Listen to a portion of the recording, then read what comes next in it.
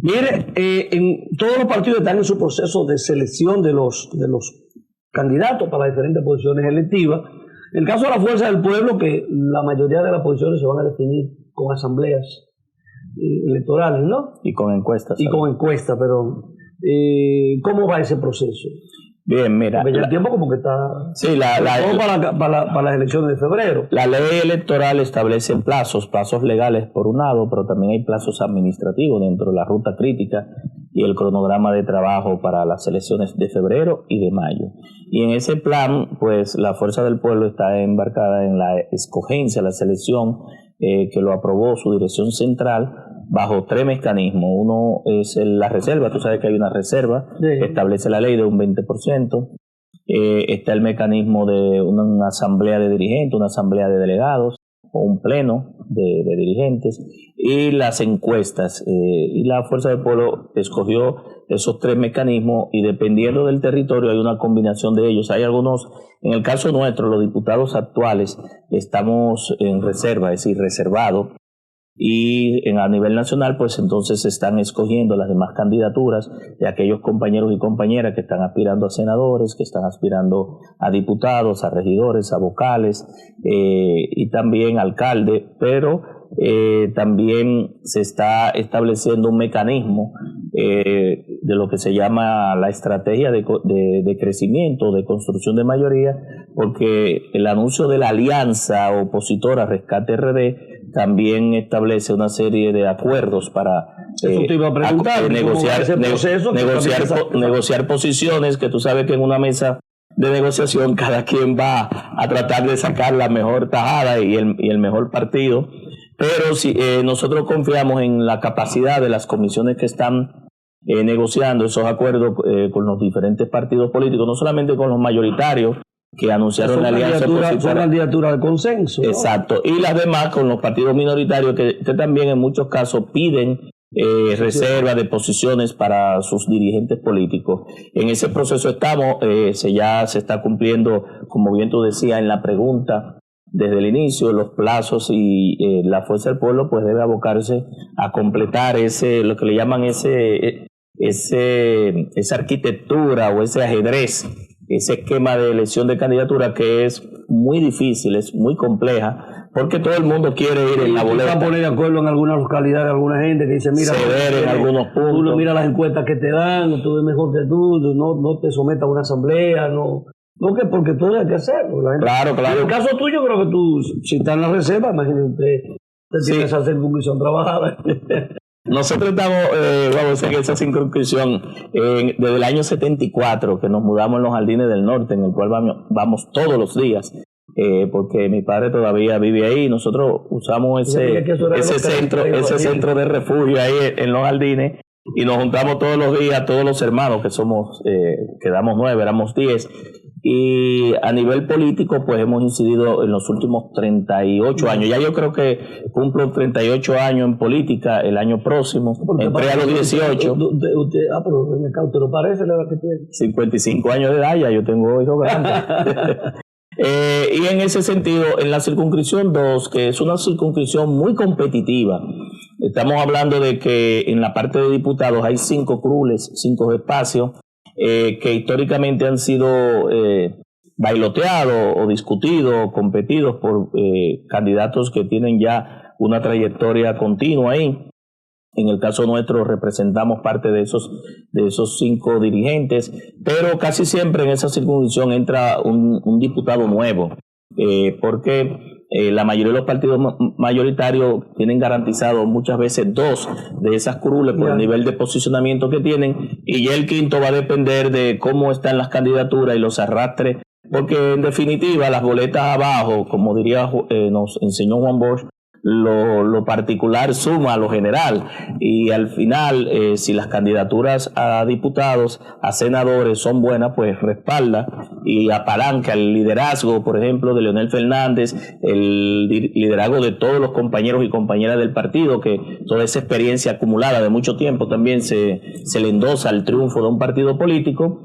Y en la circunscripción nosotros estamos encabezando los niveles de simpatía, de posicionamiento de la oposición, y creo que nosotros desde el punto de vista de la Fuerza del Pueblo vamos a ir por los que tenemos, y estoy seguro que con el nivel de trabajo que está haciendo el presidente Leonel Fernández y la Fuerza del Pueblo, nosotros vamos a levantar lo que le llaman esa ola, ¿verdad? Ese tsunami, y pudiésemos tener un tercer diputado. Ahora actualmente tenemos 2, el gobierno tiene 3, el partido oficial tiene 3, y nosotros tenemos 2 diputados en esa demarcación territorial. Mire, en la crisis que tenemos con Haití, bueno, la crisis en Haití más que la crisis nuestra, ¿no? Pero también los niveles de conflictividad que tenemos con el tema del canal, del desvío de las aguas del río Masacre, río Dajabón, nos mete en medio de la crisis a nosotros. Y en estos momentos se acaba de aprobar recientemente esa fuerza internacional de pacificación, ¿no? De paz, que viene encabezado por Kenia, y ya unos 13 países se han sumado y se seguirán sumando. ¿Cómo usted ve esa situación, que es bastante compleja? A veces no se ve la complejidad del problema porque son nuestros vecinos. Es una intervención, y Haití tiene experiencias muy amargas de esos procesos. ¿Cómo usted ve la situación, el tema de la frontera, la inversión en la frontera para esto, si eso se va a prolongar, si la frontera, el comercio se va a habilitar? ¿Cómo usted ve? Porque el presidente lo vende como un triunfo de su gestión, ¿no? Porque lo viene reclamando hace 2 años. Y uno a veces no sabe. ¿Cuál triunfo? Bueno, el triunfo de que se aprobara, que se aprobara una fuerza de intervención. No, eso no tiene que ver nada con el canal. Mira, no tiene que ver nada, pero el presidente lo vende como es el esfuerzo de pacificación por todo lo que implica para nosotros la situación de Haití, lo que puede implicar. No, la solicitud de intervención para el Consejo de Seguridad de las Naciones Unidas para Haití fue solicitada por su primer ministro, claro, Ariel Henry. Ariel Henry está ahora mismo en conflicto con Luis Abinader, es decir, no están unificados en los términos, estamos hablando políticamente. Correcto, estoy hablando ahora, ¿verdad? Porque hay elementos, yo quisiera que el gobierno de la República Dominicana nos informe al país, porque entiendo que hay informaciones que el gobierno no le ha dicho a la nación, que la ha escondido, que si tiene algo que nosotros no sepamos, que realmente nos digan la realidad.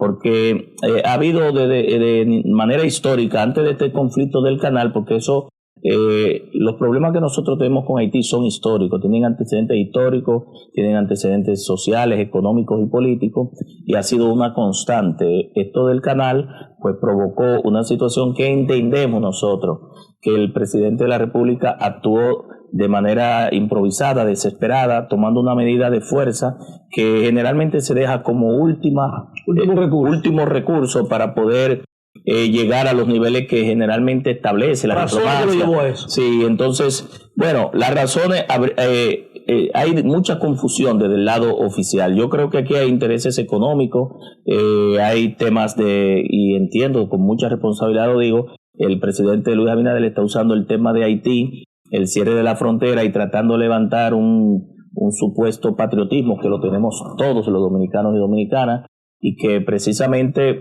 el presidente y el canciller anteriormente atacaban la sentencia 163-13 del Tribunal Constitucional, y hoy están apelando más que a un patriotismo, que generalmente el patriotismo lleva al amor, a la unificación por la soberanía, por la patria.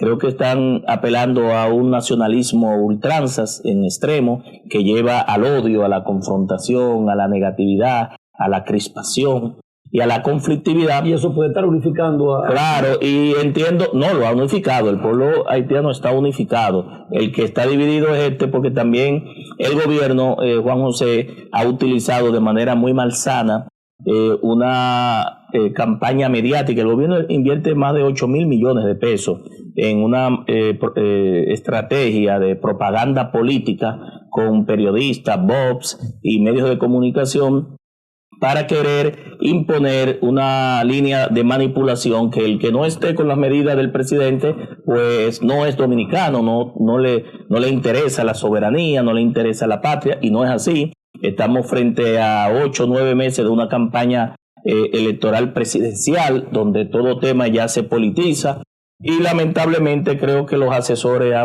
le han indicado un camino incorrecto. El presidente debió utilizar siempre las vías diplomáticas, porque al final los mensajes que también se mandan a los países, aunque las grandes potencias, la misma Naciones Unidas, que ya aprobaron un equipo de la MINUSTAH que duró 13 años y no pudo resolver el problema de Haití.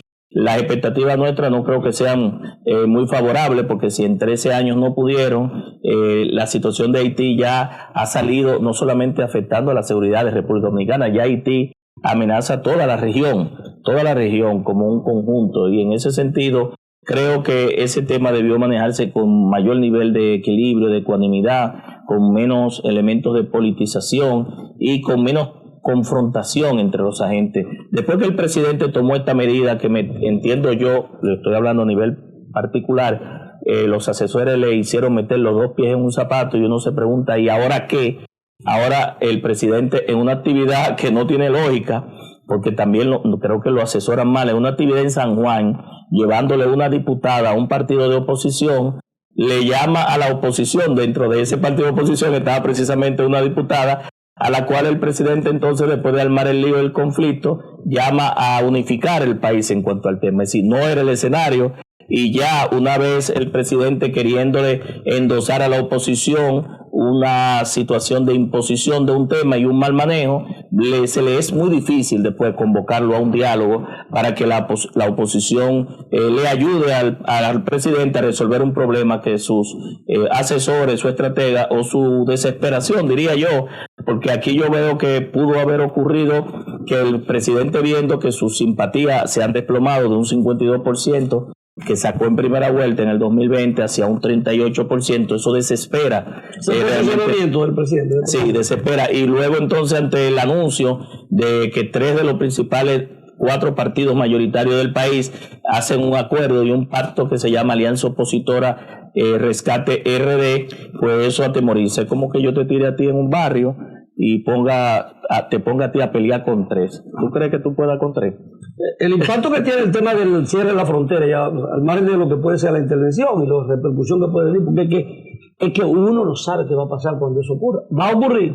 Ahora, ¿qué va a pasar? Mira, ya la frontera... La capacidad para mantener la seguridad de la frontera. Eso te iba a decir. ¿Cuánto cuesta la frontera cerrada en términos comerciales? O sea, ¿qué va a hacer? Porque hay una desesperación en esas comunidades, en esas provincias fronterizas. El país se ve afectado. Son más de 1.500, 1.600 millones de dólares pero parece que el gobierno no vio eso, y realmente ya una vez llevado al nivel de conflicto y enfrentado los dos países en el borde de la frontera, va a tener que hacerlo, pero ya se afectó gran parte de la producción local, se ha creado un nivel de crispación, de conflicto entre los dos países que hace tiempo que no se vislumbraba, y sobre todo que yo entiendo, Juan José, que aquí hay informaciones que nos hacen falta. Yo trabajé en una de las principales empresas en el sector privado. Yo, cuando me faltan datos, yo a veces prefiero pues no opinar, porque aquí faltan datos para uno armar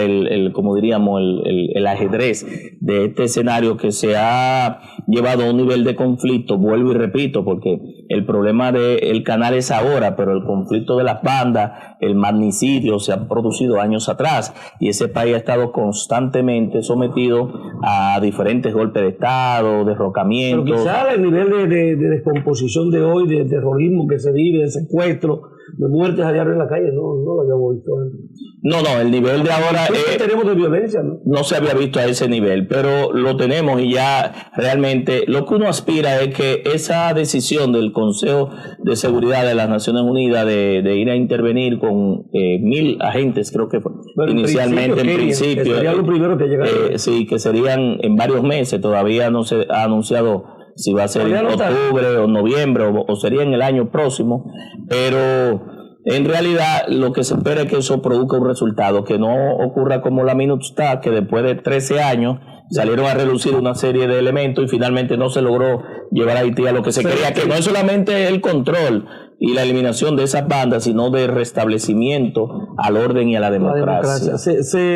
Finalmente, así voy a ver, casi como si uno cree que se tendrá la construcción del canal de aquel lado, o se le ha llevado a un arbitraje internacional como pidió el canciller recientemente. No, yo creo que las medidas que se han tomado de este lado, improvisadas, rápidas, lo que ha acelerado es la terminación de ese canal. Con lo de Claro, los haitianos se han unificado y han aportado hasta varilla, bló, se aceleró y dinero. Es decir, aquí yo creo que con la medida que se tomó, en vez de paralizar el canal, se ha acelerado su terminación. Bien, hemos llegado al final, así que muchísimas gracias. Creo que excelente. Le dejamos la puerta abierta para que usted siga haciendo uso de este espacio cuando lo estimen pertinente. Así que nos despedimos de ti, a usted amable televidente, pues es un placer y será hasta el próximo domingo, Dios mediante. Nos vemos.